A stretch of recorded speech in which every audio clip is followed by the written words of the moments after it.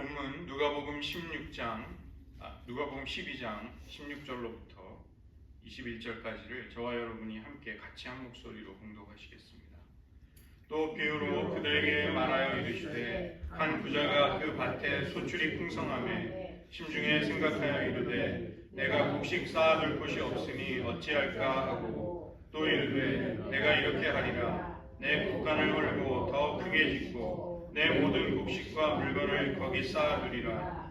또 내가 내 영혼에게 이르되 영혼아 여러 해 쓸 물건을 많이 쌓아두었으니 평안히 쉬고 먹고 마시고 즐거워하자 하리라 하되 하나님은 이르시되 어리석은 자여 오늘 밤에 내 영혼을 도로 찾으리니 그러면 내 준비한 것이 누구의 것이 되겠느냐 하셨으니 자기를 위하여 재물을 쌓아두고 하나님께 대하여 부여하지 못한 자가 이와 같으니라. 기도하시겠습니다. 하나님 아버지, 이제로부터 우리의 삶이 우리 자신에게 집중해서 우리의 자아에 도취되거나 몰두하는 대신에 하나님의 영광과 아름다움을 바라보며 우리들의 삶이 우리 스스로에 의해서가 아니라 하나님의 은혜로 이끌림을 받는 삶으로 나아가게 하여 주시옵소서. 모든 말씀 예수님의 이름으로 기도드립니다. 아멘. 오늘은 3주째에 걸쳐서 우리 내면의 문제를 다룰 때 자기 도취에 관한 문제를 그 주제를 다루도록 하겠습니다. 이 자기 도취라는 것은 자신의 조건, 은사나 업적, 자신의 활동 이런 것에 취해서 내향적으로 사람이 내향적으로 빠져드는 것입니다. 자기 몰입과도 어느 정도 관계가 있죠. 자신의 상태나 상황에 깊이 몰두하는 것. 여기에는 긍정적인 의미도 있습니다. 사람이 이 몰입을 하게 되면 거기서 창조적인 아이디어나 생각이, 능력이 발휘되기 때문에 그것은 좋은 점이라고 할 수 있지만 또 부정적인 것도 있죠. 나르시시즘이라는 말도 여러분 들어보셨을 것입니다. 그리스 신화 속에 나오는 미소년, 나르키코스, 그 소년이 자기 물에 비친 자신의 아름다운 용모를 너무나도 거기에 매료돼서 물에 빠져 죽게 되죠. 자기 자신에 대한 매력을 느끼고 거기에 빠져들어서 자기의 집착적인 만족에 빠지는 것, 이런 것을 나르시시즘이라고 합니다. 자기 과시, 허영이나 거만, 교만한 것들도, 개인주의적인 태도도 이러한 것들과 연관이 되어 있습니다. 이 나르키코스, 그 미소년이 죽은 자리에서 난 꽃이 수선화입니다. 수선화. 우리가 수선화를 데프레일이라고 하지만 또 다른 영어 이름이 나르시서스입니다. 나르시서스. 이 본문 속에 오늘 우리가 살펴본 부자는 그의 외적인 성취에 크게 만족하고 있습니다. 많은 소출을 거두고 농작물을 많이 생산해서 그는 유능한 사람으로서 자기의 성취를 달성한 것입니다. 그는 외적인 조건에서 이제 그의 의식이 자기의 내면으로 들어가는 것을 오늘 본문이 보여주고 있습니다. 17절을 보시면 그는 심중에 생각을 합니다. 이 심중에라는 말은 직역을 하면 자기 안에서라는 말이고, 생각한다는 것은 숙고하고 곰곰이 생각을 하는 것이죠. 외적인 일, 자기가 해낸 일에 대해서 그의 의식이 자기 자신으로, 자기 내면으로 이제 향하게 되고, 그런 몰입이 깊어지자 그는 스스로를 축하하게 됩니다. 그의 내면에서 향연이, 잔치가 베풀어지고 자기 스스로의 축하를 받으면서 흐뭇해하고 있는 것이 부자의 모습입니다. 내가 곡식을 쌓아둘 곳이 없으니 어찌할꼬. 자기의 문제에 대해서 이번에는 자기 그 조언자도 자기 자신인 것입니다. 내가 이렇게 하리라. 내 곡간을 헐고 더 크게 짓고 내 모든 곡식과 물건을 거기 쌓아두리라. 문제가 해결되자 그는 다시 자기 자신에게 축하의 초청장을 띄웁니다. 내가 내 영혼에게 이르되, 19절에 나오죠. 문제를 놓고 출발을 해서 자기 자신으로부터 해결책을 얻고 모든 것이 끝나자 다시 자축을 하면서 성공을 기뻐하고 있습니다. 마치 이런 장면은 어떤 큰 회사의 경영 전략 회의가 열려서 성공적으로 프로젝트를 잘 달성한 사람들이 서로에게 축하하는 그런 모습을 연상시키는 것입니다. 누구나 우리도 이런 내면의 대화를 합니다. 그것을 부정할 수도 없고 나쁘다고 할 수도 없는 것이죠. 싫든 좋든 의식을 하든 못하든 간에 우리는 끊임없이 우리의 내면에서 우리의 자아에게 말을 겁니다.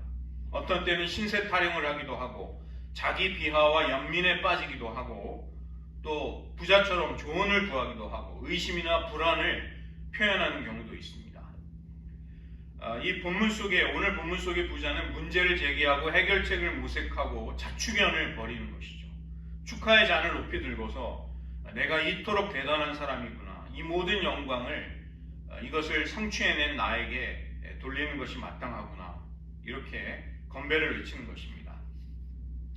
이 부자의 자아 도취에 이르는 과정이 첫 번째는 외적인 성취가 첫 번째 단계입니다. 두 번째 단계는 내면의 지향, 내면으로 그것을 이제 더 그의 마음이 주의와 관심이 쏠리는 것이죠. 내면적인 지향이 생기고 세 번째는 자아에 몰입하는 것입니다. 이 자아 도취의 문제점이 무엇일까요? 인간은 모두가 다 이 내면과 외면, 내향성과 외향성을 가지고 있습니다. 내면성이라는 것은 나 자신만이 알고 있는 드러나지 않는 인간의 의식의 흐름 같은 것이죠. 우리 내면의 생각, 동기, 욕구, 동경하는 것, 의향이나 의도 같은 것, 이런 것들이 내향성입니다. 그 다음에 외향성이라는 것은 다른 사람이 나를 보고서 관찰할 수 있는 것들이죠. 나의 표정, 행동, 외모라든가 의상, 말투, 신체적인 기능, 의사 전달을 하는 방법, 이런 모든 것들은 이제 외향성이라고 할 수 있습니다. 중요한 것은 이런 외향성과 내향성이 조화와 균형을 이룰 때 그런 사람이 바람직한 인간성을 가지고 성숙한 사람으로 그렇게 우리는 평가를 하죠. 사람이 자기의 내면에만 집착을 하게 되면 이제 자폐적인 성향으로 치우치게 돼서 인간관계를 맺는데 사회적인 활동을 하는데 어려움이 생깁니다. 반대로 자기의 내면을 돌아보지 않고 외적인 데만 치우치게 되면 자신감이나 자존감을 잃고 홀로 서는 것을 두려워할 수도 있고 타인에게 의존적인 삶이 될 수도 있는 것입니다. 아니면 반대로 지나치게 조건으로만 사람을 판단하는 그런 사람이 되는 것이죠. 어느 쪽으로 치우치든 간에 미숙하며 바람직하지 않은 것입니다. 인간의 내면이 상상을 하고 무언가를 동경하고 사랑하고 또 절실히 욕망한다는 것, 이것은 우리의 삶을 굉장히 다채롭게 만듭니다. 인간에게 절실한 내면의 욕구가 없다고 할 때 인간의 삶은 무채색처럼 밋밋하고 아무 재미가 없어지는 것이죠. 부자는 좋은 성과를 내고 자기 자신에 대한 생각에 빠지게 됩니다. 여기서의 문제는 지나친 자기 도취로 치달아 간다는 점이 있는 것입니다. 우리 모두에게는 내면의 방이 있습니다. 자의식의 공간이라고도 할 수 있고 마음의 지성소라고도 할 수 있죠. 이 마음의 방에 그 보좌에 누가 앉아 있느냐, 이 문제가 중요한 것입니다. 당연히 거듭난 크리스찬의 마음속의 보좌에는 예수님께서 앉아 계시고 또 마땅히 그래야 합니다. 예수님은 온 우주에서 주님이시고 우리의 신앙, 우리의 모든 일상, 우리의 의식 세계에 있어서도 오직 주님만이 우리의 그 보좌에 앉으실 수 있는 주님이신 것이죠. 그런데 오늘 본문 17절부터 19절을 보시면 이 짧은 구절 속에 나 자신이라는 말이 6번이나 나옵니다. 어디에도 예수님은 계시지 않습니다. 19절에 나오고 있는 이 영혼이라는 말은 푸시케인데 푸시케는 목숨이라고도 번역이 되고 자아라는 뜻입니다. 내 영혼이라는 것은 결국 내 자신을 가리키는 것이죠. 세상은 이 부자와 같은 사람의 내면을 전혀 문제가 있다고 보지 않습니다. 지극히 정상적인 사람이죠. 그러나 우리가 성경적인 관점으로 이 부자를 볼 때 그에게는 큰 문제가 있다는 것입니다. 그의 마음의 보좌, 그의 내면의 가장 중심부에는 자기 자신이 떡 그 자리를 차지하고 버티고 앉아 있습니다. 그것이 그의 삶을 추하게 하고 망하게 하는 결정적인 악의 원인이 되는 것입니다. 우리가 하나님을 만나게 되면 우리의 삶의 추함과 죄성이 하나님의 은혜의 빛 앞에 드러나게 됩니다. 우리는 우리 스스로가 내 마음의 보좌에 앉아서 우리를 다스리고 우리에게 명령을 내리는 삶이 결코 행복할 수 없음을 깨닫게 됩니다. 그러나 그럼에도 불구하고 우리는 끊임없이 그 보좌에 앉아서 명령을 내리고 우리의 삶 전체를 좌지우지하는 그 특권을 누리고 싶어서 발버둥을 치는 것이죠. 고집을 피우고 그 자리를 끊임없이 탐을 내는 것이 인간의 마음입니다. 이렇게 볼 때 우리의 가장 큰 문제와 어려움은 결국은 우리 자신이라고 할 수 있습니다. 우리가 우리 삶의 최종적인 평가를 내리고 명령을 내리고 다스리고 싶어 하는 것, 그것이 우리에게 어려움을 준다는 것입니다. 내가 내 삶을 주체적으로 살아야지 지금 무슨 소리를 하는 것이냐. 만약에 내가 스스로 나의 주인이 되어서 주체적인 역할과 지위를 포기한다면 그것은 나 자신이기를 버리는 것과 다를 바 없는 말이 아니냐. 그러나 제가 드리는 말씀은 그런 이야기가 아님을 다시 분명히 해두고 싶습니다. 자아에 도취되는 것, 자아에 몰두하는 것은 어쩌면 감기와도 비슷하다는 생각을 하게 됩니다. 우리는 아무리 거듭난 크리스찬이라 할지라도 자주 그 질병에 걸릴 수 있습니다. 그렇지만 이것이 바람직하지 않다는 것을 의식할 수 있어야 하고 그것에 대비하고 대처할 수 있어야 하는 것이죠. 어떻게 이 자아 도취를 우리는 극복할 수 있을까요? 먼저는 우리가 은밀한 우리의 내면 속에서 가장 소중하게 여기고 귀하게 여기는 것들이 무엇인지를 하나님 앞에 솔직하게 드러내고 표현하고 말씀을 드려야 합니다. 이것은 쉬운 일이 아닙니다. 왜냐하면 모든 사람은 자신의 삶에서 무엇이 가장 고귀하고 가장 소중한지에 대해서 스스로도 모르는 경우가 많습니다. 그리고 그것을 알지라도 하나님 앞에 그것을 인정하거나 포기하고 싶어하지 않는 경우도 많이 있는 것이죠. 우리의 내면을 시시때때로 솔직히 열어보이고 노출해드리고 하나님께 말씀드리기를 수시로 할 필요가 있습니다. 기도 중에 물론 우리는 그 일을 할 수도 있고 일상 중에도 삶의 위기와 어려움 속에서도 우리는 이런 일을 할 필요가 있습니다. 이렇게 하려고 할 때 하나님의 말씀이 우리에게 큰 도움이 됩니다. 히브리서 4장 12절로 13절의 말씀은 하나님의 말씀을 성령의 검이라고 그렇게 묘사하고 있습니다.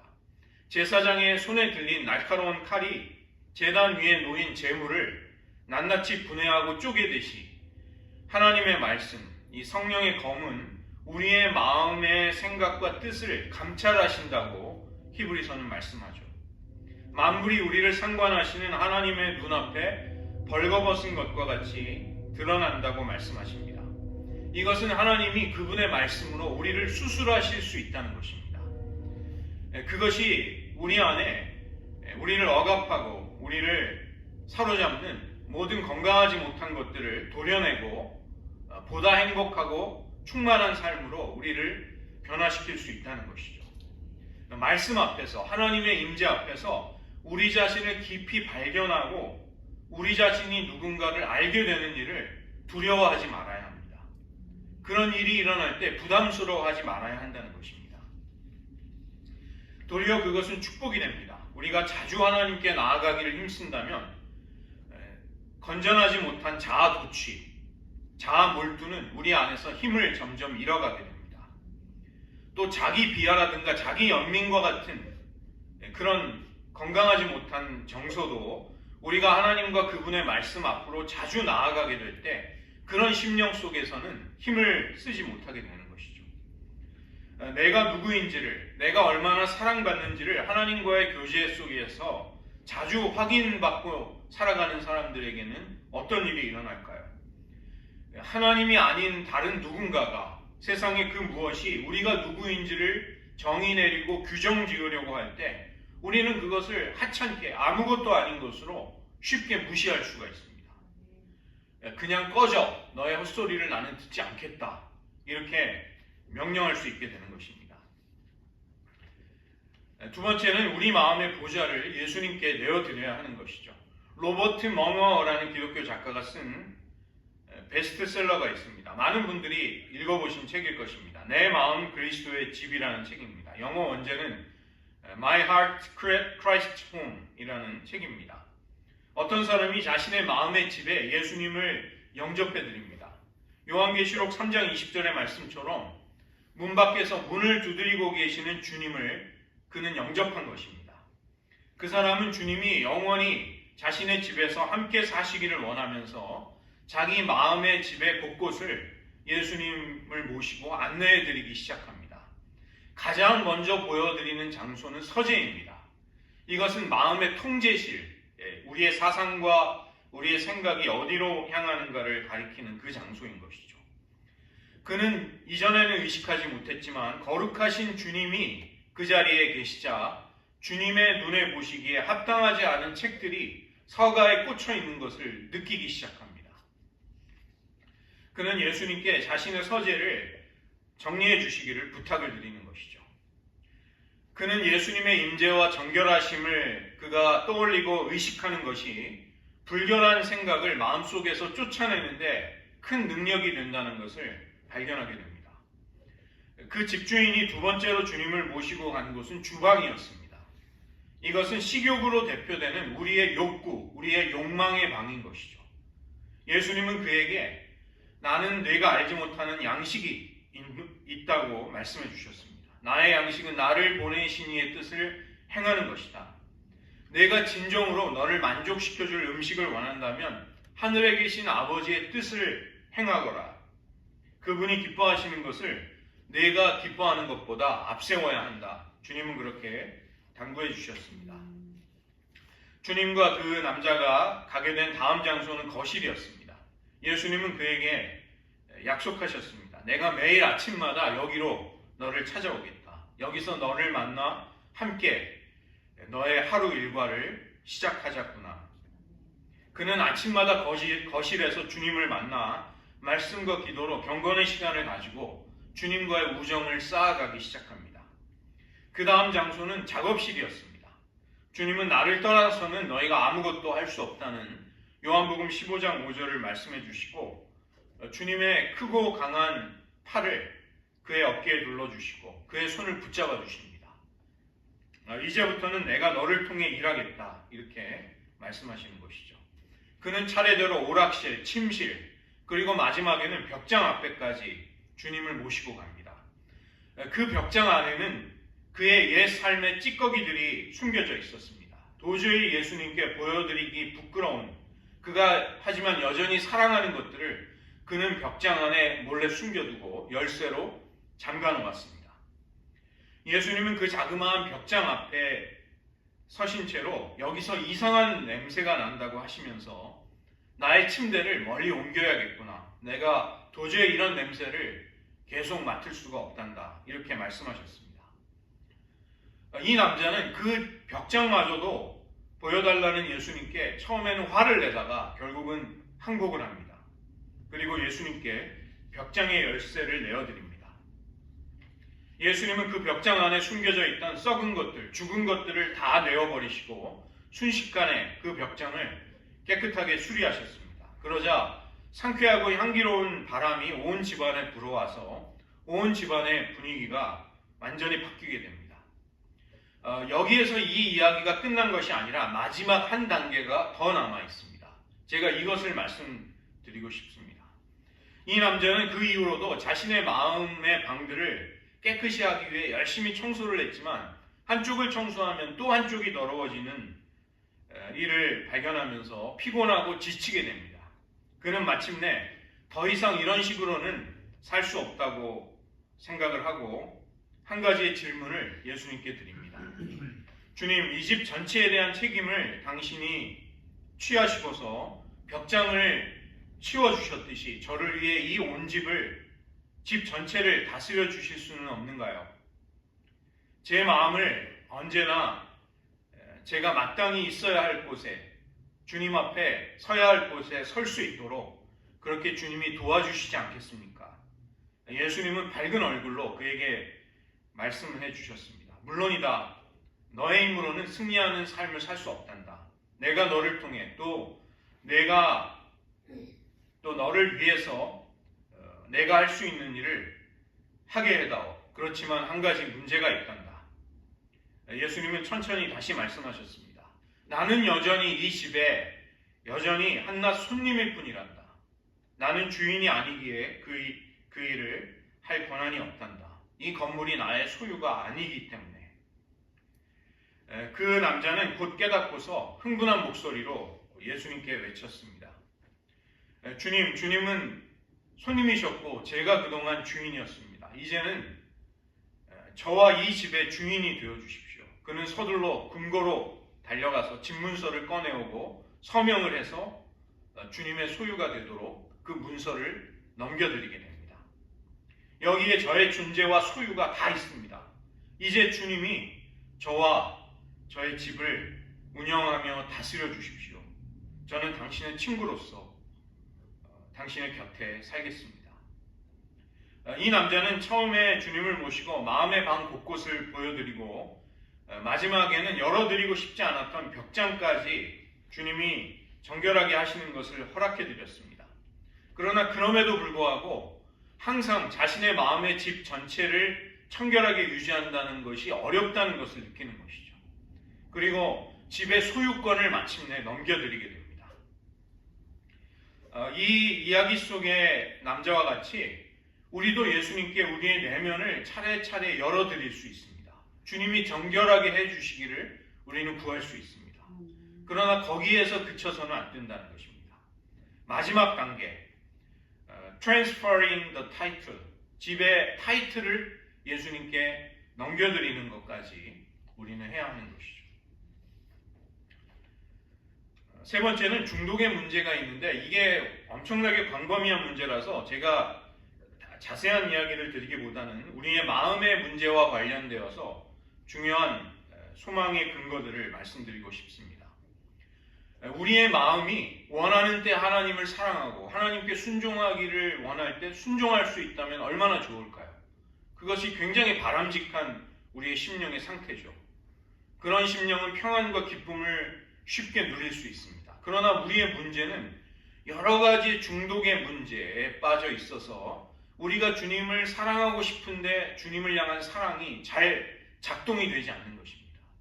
주님께 순종하기를 원하는데 그 순종이 너무도 어려운 우리 내면의 모순을 발견하는 것이죠. 그러나 우리가 어떠한 중독의 문제를 안고 있든지 간에 하나님은 이 중독의 문제를 치유하시고 해결해 주실 수 있습니다. 그것이 세 가지의 근거가 있는데 그것을 하나씩 말씀드리겠습니다. 첫 번째는 신경 가소성입니다. Neuroplasticity. 이것은 인간의 뇌가 가지는 기능인데 인간의 몸의 기관 중에 뇌가 가장 복잡하고 신비스러운 곳이죠. 지금도 과학자들은 인간의 뇌의 신비를 끊임없이 연구하고 있습니다. 신경 가소성이라는 것은 우리가 어떤 경험을 하게 될 때 우리의 뇌가 그것에 적응하기 위해서 구조와 기능을 변경시킬 수 있는 능력입니다. 뇌가 가지는 적응력, 이것을 신경 가소성이라고 부릅니다. 예를 들어 우리가 새로운 외국어를 배운다든지 복잡한 수학 문제를 푼다든지 기술을 습득한다든지 또 우리 장로님들도 골프 치시는데 골프 같은 운동을 몸이 습득한다는 것, 이런 것이 이 뇌가 가지는 신경 가소성이 작동을 하는 것이죠. 신경 가소성은 우리가 잘못된 학습을 계속하게 될 때는 부정적인 쪽으로도 그렇게도 쓰이게 됩니다. 예를 들면 습관적으로 약물을 남용하게 되면 뇌는 그 약물에 쩔어버리게 되죠. 우리가 자주 보게 되는 이 교회 주변의 노숙자들의 다수가 약물 중독자들입니다. 그러나 우리의 뇌가 가지는 이 가소성, 하나님이 우리의 몸에 주신 이 신비스러운 기능은 우리에게 새로운 습관과 새로운 기술을 배움으로써 우리의 삶을 바꿀 수 있는 가능성을 열어두는 것입니다. 그 때문에 중독과 관련된 우리의 행동을 바꾸어 나가는데 하나님이 주신 이 신경 가소성을 우리는 사용할 수 있는 것입니다. 우리의 신체 안에 하나님은 중독을 벗어날 수 있는 그런 가능성을 열어두셨습니다. 두 번째는 공동체의 힘을 통해서 우리는 우리를 억압하는 것들로부터 자유를 얻을 수 있습니다. 캐나다 사이먼 프레이저 대학에 브루스 알렉산더라는 교수님이 있는데 유명한 심리학 실험을 했습니다. 그 실험의 이름은 레드 파크, G 공원, 쥐들의 공원이라는 실험입니다. 똑같은 환경 속에 있는 쥐들은 일반 보통 물이 아니라 몰핀이 들어간 중독성을 있는 물을 자꾸 먹게 되고 그것이 쥐를 중독시킵니다. 그러나 이 브루스 알렉산더 교수는 생각하기를 왜 좁은 우리에 가둬둔 쥐들에게만 시험을 하느냐? 면적이 200배나 넓은 쥐들이 마음껏 뛰놀 수 있고 같이 놀 수 있는 그런 큰 공간을 만든 것입니다. 그것이 쥐들의 공원, 레드 파크, 그 공원을 만들어 놓은 다음에 거기에다가 깨끗한 물과 또 마약성, 몰핀 성분이 들어간 물을 같이 놓은 것이죠. 놀랍게도 쥐들은 중독성이 있는 물을 먹지 않습니다. 깨끗한 물을 먹게 됩니다. 그래서 그는 이번에 쥐들을 두 그룹으로 만든 다음에 그 쥐들을 중독시킵니다. 몰핀에 중독을 시킨 다음에 한 A 그룹을 쥐들의 공원에 갖다 두고 B 그룹을 좁은 실험실에 갖다 두고 어떤 물을 선택하는지를 확인해 보았더니 좁은 실험실에 갇혀 있는 쥐들이 쥐들의 공원에 놓여 있는 쥐들보다 19배나 더 마약이 든 물을 먹는 것을 발견하게 됩니다. 즉 환경이 우리의 중독을 치유하는데 큰 요인이 된다는 것을 발견한 실험입니다. 또 하나의 사례는 베트남 참전용사에 관련된 그런 사실이었습니다. 1971년 5월에 베트남을 방문하고서 귀국한 미국 국회의원들이 보고서를 냈는데 베트남에 참전한 미군 병사들의 약 15%가 헤로인 중독이라는 사실을 발견했습니다. 그래서 그 당시 닉슨 정부는 특별조사위원회를 설치하고 중독자들에 대한 조치를 취한 것이죠. 미국으로 나중에 돌아오게 되는 모든 병사들에게 약물 검사를 하고 양성 반응이 나온 병사들을 재활 치료를 시켰습니다. 그것을 Operation Golden Flow 작전이라고 부르는 그 일을 한 것입니다. 왜냐하면 헤로인에 중독이 되면 다시 재발할 확률이 90%라고 합니다. 그 때문에 수많은 베트남 참전 군인들이 그 헤로인 중독이 된 채로 미국 사회의 중독자가 돼서 돌아올까를 염려했기 때문에 조치를 취한 것입니다. 정부의 의뢰를 받은 심리학자 리 로빈슨이라는 사람이 이 문제를 연구했는데 그는 조사해 보니까 놀랍게도 1년 안에 베트남 참전 용사들이 다시 헤로인을 하게 되는 비율이 5%밖에 되지 않는 것을 발견하게 됩니다. 일반인 헤로인 중독자들은 90%가 다시 헤로인을 하는데 베트남에 다녀온 미군 병사들은 단지 5%만이 헤로인에 중독돼 있었던 것입니다. 왜 이런 일이 벌어졌는가? 그것은 가족의 힘이었고 친구의 힘이었고 공동체의 힘이었습니다. 우리는 중독을 개인의 문제, 개인의 의지의 문제라고 생각할 수 있지만 이것을 연구해 보니 사실은 관계의 문제였다는 것입니다. 관계가 무너졌을 때, 즉 누구와 우정도 나눌 수 없고 대화도 깊이 하기 힘든 전쟁의 포화 속에서 병사들은 그 죽음의 공포를 잊고자 헤로인에 빠진 것이죠. 그러나 관계가 돈독해지고 마음껏 사랑과 우정을 나눌 수 있는 사람들이 곁에 있게 되자 그들은 마약을 자연스럽게 이겨낸 것입니다. 사람이나 동물이나 마찬가지였다는 것이죠. 우리가 사랑받고 또 의미를 발견할 수 있는 공동체 속에, 관계 속에 살아갈 때 우리는 중독을 고침받을 수 있는 것입니다. 세 번째로는 우리가 예수님께 깊이 사랑에 빠지게 될 때 우리는 이 문제를 극복할 수 있게 되는 것이죠. 한국 교회는 세상에 세계에 자랑할 만한 인물들이 계십니다. 그 중에 한 분이 손영원 목사님이십니다. 사랑의 원자탄이라는 이름으로 그분이 행한 정말 인간의 차원을 초월한 사랑이 알려져 있습니다. 자기 두 아들을 죽였던 청년을, 안재선이라는 청년을 용서하고 그를 양자로 받아들였습니다. 한간에는 그 안재선이 회개하고 목사가 되었다 이렇게 알려져 있지만 그것은 잘못된 이야기입니다. 이 안재선이라는 청년은 이제 회개하고 기독교 신자가 돼서 살다가 죽을 때 자기 아들에게 너는 주의 종이 되라는 유언을 남깁니다. 이 안재선이라는 이분이 돌아가셨을 때 많은 그 기자들이 찾아와서 손양원 목사님의 이야기를 취재해 갔습니다. 그때 그 아들은 자기 아버지가 어떤 사람인지를 그때 처음 알게 되고 큰 충격을 받았다고 합니다. 그리고 한동안 방황했지만 그 용서받은 그 안재선이라는 분의 아들이 나중에 목사가 됩니다. 그 손양원 목사님이 쓴 시인데 제가 낭독해 드리겠습니다. 제목은 예수 중독자입니다. 나 예수 중독자가 되어야 하겠다. 술 중독자는 술로만 살다가 술로 인해 죽게 되는 것이고 아편 중독자는 아편으로 살다가 아편으로 인해 죽게 되나니 우리도 예수의 중독자가 되어 예수로 살다가 예수로 죽자. 짧은 시입니다. 이 모든 중독자는 우상숭배자이고 모든 중독은 통제 중독이라는 말이 있습니다. 이 우상숭배는 하나님이 아닌 대상에게서 기쁨과 만족과 평안을 얻기 때문에 중독은 심각한 의미의 우상숭배가 되는 것이죠. 아울러 중독은 우리의 행동과 선택과 삶을 심각하게 통제하는 그 통제에 빠지도록 만듭니다. 중독에 빠진 사람은 자기의 의지와 상관이 없이 강압적으로 그 중독의 대상에 자꾸만 몰입하게 되는 것이죠. 게다가 중독에는 내성이 있어서 한번 그 중독을 맛보고 나면 똑같은 강도로는 만족이 되지 않습니다. 점점 더 강도를 높여야만 하는 것이 내성입니다. 이것은 우리로 하여금 더 강한 자극을 쫓아가게 함으로써 중독에서 헤어나오지 못하게 만드는 것이죠. 삶의 통제력이 무너지는 것입니다. 절제가 사라져서 마치 뚝이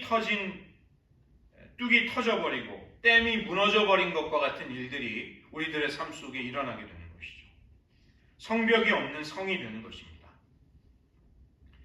그래서 우리 안에 이 중독의 문제가 해결이 되지 않으면 많은 갈등과 모순과 우리가 우리의 마음대로 할 수 없는 강박의 문제가 생깁니다. 우리의 내면 세계가 아주 혼란스러워지고 지저분해지는 것입니다. 그러나 하나님은 소망을 주십니다. 우리가 예수님을 더 깊이 사랑하고 주님과의 관계 속에서 기쁨과 만족과 삶의 보람을 얻게 될 때 이 중독의 힘은 우리를 얽어매던 것들은 힘을 잃게 되는 것이죠. 우리가 예수님과 연합될수록 속박과 삶의 억압으로부터 벗어날 수 있게 됩니다. 예수님께 중독이 되면 모든 종류의 중독으로부터 우리는 자유로워질 수 있는 것입니다. 우리가 예수님께 절하고 그분을 섬기게 되면 우리는 다른 모든 것에서 자유를 얻습니다. 예수님을 경배할 때 어느 누구도 우리를 대적할 수 없는 것을 우리는 경험하게 되는 것입니다. 우리는 지난 몇 주에 걸쳐서 우리 내면의 문제들을 살펴보았습니다. 긍정적인 자기 사랑과 부정적이고 파괴적인 방향으로 흐르는 잘못된 자기 사랑이 있음을 우리는 깨닫게 됩니다. 지나친 자기애에 빠지게 될 때 그것은 우리를 병들게 하며 갈등과 불만족에 빠지게 하는 것이죠. 아무리 자기를 위하고 자기를 사랑해도 무엇으로도 채워지지 않는 목마름과 배고픔에서 벗어나지 못하게 됩니다. 왜냐하면 우리가 우리 자신을 채워줄 수가 없기 때문입니다. 그러나 우리가 하나님을 사랑하게 되면 우리 자신을 온전히 사랑할 수 있게 됩니다. 그리고 이웃을 내 몸처럼 역시 사랑할 수 있게 되는 것이죠. 우리의 자기 사랑이 생산적이고 긍정적인 방향으로 흐르게 됩니다. 예수님은 나를 따르기 위해 제자도를 말씀하실 때 가장 먼저 자기를 부인할 것을 요구하십니다. 이 자기 부인이라는 것은 우리의 자기 사랑이 하나님 안에서 올바로 흐르도록 하기 위해 하나님을 가장 먼저 귀하게 사랑하라는 요구인 것입니다. 사랑의 우선순위를 바로 잡으라는 주님의 촉구인 것이죠. 우리가 자기를 부인하고 예수님을 가장 귀히 여기며 그분을 무엇보다 먼저 선택할 때 주님과의 동행과 연합이 이루어지게 됩니다. 그리고 성령의 마지막 열매, 자기 절제, 셀프 컨트롤이 우리 안에서 맺어지는 것이죠. 우리가 우리 자신을 통제할 수 있게 되면 하나님이 기뻐하시고 원하시는 뜻에는 우리가 쉽게 순종할 수 있게 되고 악에 대해서는 그것과 싸우고 그것을 거절할 수 있는 힘이 우리의 내면에 생기게 됩니다. 우리가 우리 자신을 앞세우고 우리 자신에게 도취되고 나의 감정과 욕구, 나의 생각, 나의 필요보다도 하나님을 바라보게 될 때 우리는 주님이 이끄시는 대로 살아가는 놀라운 일이 생기는 것입니다. 내가 내 스스로를 그토록 닥달하고 압박하고 열심을 내고 밀어붙인다 할지라도 얻을 수 없는 인생의 기쁨과 만족이 비로소 찾아오게 되는 것이죠. 이처럼 예수님을 단순한 심령으로 사랑하며 그분과 동행하며 교제할 때 우리 자신을 몰두하는 데서 벗어나서 우리는 어느 틈엔가 우리 자신을 잊어버릴 수 있게 됩니다. 그러면서도 역설적으로 진정한 나 자신을 발견하고 찾게 됨으로써 가장 나답게, 가장 자연스럽게 인생을 살 수 있게 되는 것이죠. 오늘 이 시간 말씀을 의지하면서 잠시 기도하기를 원합니다. 이 시간 우리들 안에 하나님을 바라보지 못하도록 하는 내 자신에 대한 도취와 몰두가 있었다면 회개하기 원합니다.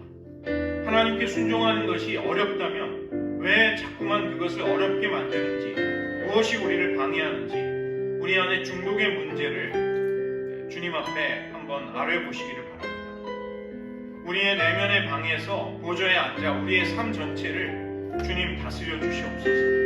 로버트 멍이의 책 내 마음 그리스도의 집에 맨 마지막에 나오는 것처럼 우리가 우리의 부끄러운 것들을 보여드렸다고 만족하지 말자는 것입니다. 거기에 그치지 말고 우리의 내면 전체를, 우리의 소유 그 자체를 송두리째 예수님께 이전해 드리기를 원합니다. 주님, 우리의 삶 전체를 다스려 주시옵소서.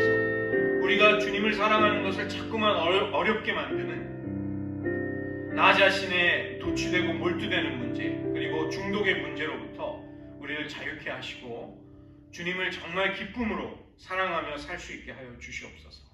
이 시간 우리들의 입술과 신앙 고백으로 잠시 기도하겠습니다. 하나님 아버지, 우리 내면에 복잡하고 또 주님과의 사랑을 나누는 것을 뿐인 엉클어진 가시덤불을 모두 제거해 주시기를 원합니다.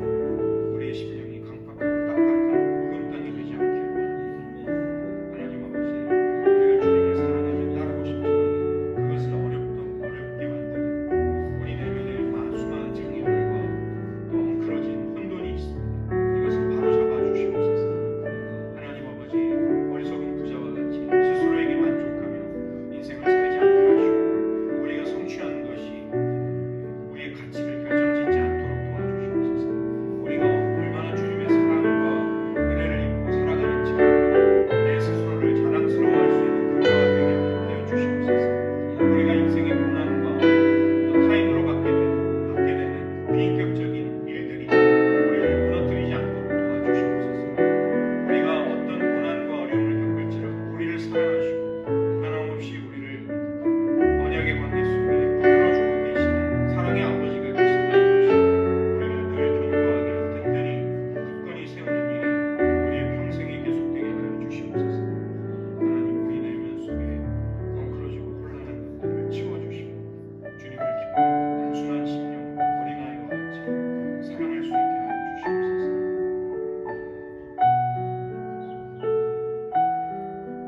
기도하겠습니다. 하나님 아버지, 우리는 우리의 마음이 때로는 주님을 사랑하기를 원하나 주님께 순종하기를 갈망하나 우리의 마음과 소원대로 이루어지지 않는 뜻밖의 어려움과 우리 내면의 혼돈과 엉클어진 무너진 정원과 같은 우리 내면 세계를 보게 됩니다. 하나님, 우리는 갈등하면서 우리가 왜 이런 영적인 미숙함과 보잘것없는 상태에 떨어져 버렸는지를 탄식하곤 합니다. 하나님, 우리를 붙들어 주셔서 우리의 내면이 하나님과의 깊은 교제와 동행 속에서 한 차원 더 깊은 주님과의 사랑의 관계 속으로 들어가기를 간절히 갈망합니다.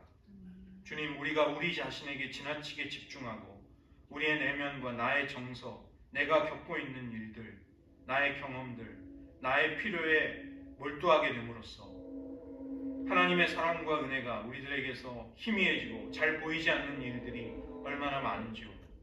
하나님, 우리의 내면 세계의 혼돈들을 바로잡아 주시고 우리의 내면 속에 묵은 땅과 같은 강팍한 부분들을 갈아엎어 주시옵소서. 주님의 사랑을 거절하는 가시덤불들을 치워 주시옵소서. 우리의 내면이 부드럽고 또 주님의 말씀의 씨앗을 쉽게 잘 받아들여 많은 풍성한 결실을 맺는 좋은 땅이 되게 하여 주시옵소서. 하나님, 우리가 우리 자신을 지나치게 성찰하고 몰두하는 대신에 주님의 은혜와 사랑 안에 있는 우리 자신을 보게 하시고 무엇보다 우리의 믿음의 눈이 우리를 사랑하고 우리를 붙들고 계시는 주님을 바라봄으로써 우리 자신의 모든 처지와 나 자신에게서 벗어날 수 있는 은혜를 허락하여 주시옵소서. 우리의 가장 큰 장애와 원수이자 어려움이 되었던 나 자신을 극복할 수 있는 은혜를 주시옵소서. 하나님, 주님의 은혜 속에 진정한 나 자신을 더 깊이 발견함으로써 이웃을 사랑하며 하나님을 사랑하는 일에도 우리가 더 자연스러워지고 더 쉬워지며 그러한 삶이 우리들의 평생에 계속될 수 있는 은총으로 우리들을 인도하여 주시옵소서. 모든 말씀 예수님의 이름으로 기도드립니다. 아멘.